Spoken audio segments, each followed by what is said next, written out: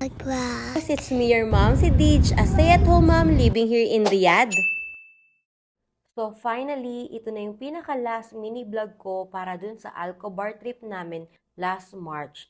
O di ba talaga naman inabot nga ng 3 months bago ko nga ito ma-upload. Bale, ito pala yung pinaka second day nga namin dito sa Alcobar at nag-check-in nga kami sa hotel gaya nga no nakita nyo sa aming previous vlog. Inagahan talaga namin ang gising namin kahit nga puyat na puyat kami dahil nga meron kaming dapat puntahan dito. Gaya nga na sabi ko sa aking previous vlog ay pupunta nga kami dito sa tabing dagat. Nung nakarating na nga kami dito sa Asisia Beach, Alcobar, akala ko nga talaga ay marami nga nagbi-beach. Expectation versus reality talaga ang nangyari. Akala ko kasi talaga ay napakaraming tao. Pero yun pala ay napakaunti lang at mabibilang mo nga sa iyong daliri. At okay lang naman yun dahil hindi naman talaga kami maliligo dito dahil titinan nga lang namin itong tabing dagat. Para naman nga ma-experience nga ni Aizen ng paglalaro nga ng tubig dagat dito nga sa Saudi. O diba, hindi lang nga disyerte ang meron dito sa Saudi kundi meron din beach. So anyways, hindi ka rin naman talaga makakaligo sa ganitong panahon dahil nga sobrang lamig nga ng tubig. Dahil winter season pa nga ng mga panahon na yan. At syempre, sobrang late nga lang ang upload natin.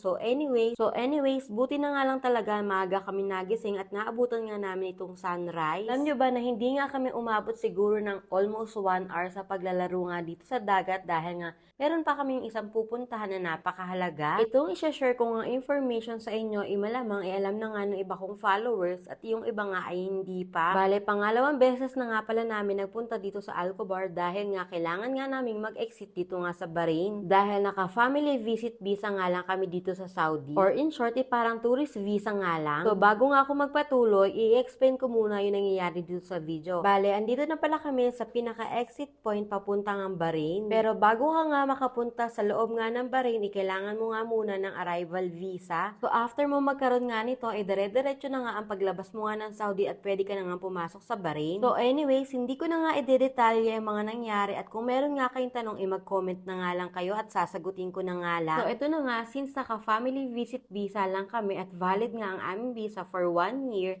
and then, valid nga lang kami magstay dito sa loob ng Saudi for about 90 days or 3 months. So, kaya naman, bago nga lumampas ng 3 months sa pag-i-stay nga namin dito sa Saudi, kailangan nga namin mag-exit or umuwi nga ng Pinas. Since medyo may kamaharlika ang ticket pa uwi ng Pinas, kaya mas pinipili na nga lang namin mag-exit dito sa Bahrain. Dahil within the day naman, kayang-kaya nga namin bumalik nga ng Saudi. So anyways, pagka U-turn nga namin dito sa causeway nga ng Bahrain, diretso na nga agad kami dito sa Saudi ulit. O diba, wala pa nga yatang isang oras, andito na nga kami sa Alcobar, Saudi. Alam nyo ba na sobrang laki na talaga ng pagbabago ng Saudi Arabia in terms na pagtanggap sa mga tourists. Dahil noon nga ay wala naman tinatawag na family visit. Kung hindi ka nga dependent ay hindi ka talaga makakapunta dito sa Saudi. Except na lang kung talagang working visa ang gamit mo. So anyways, kung meron kayong mga katanungan regarding visit visa or pagpunta nga dito sa Saudi, i-comment nyo nga lang yan at try kong sagutin.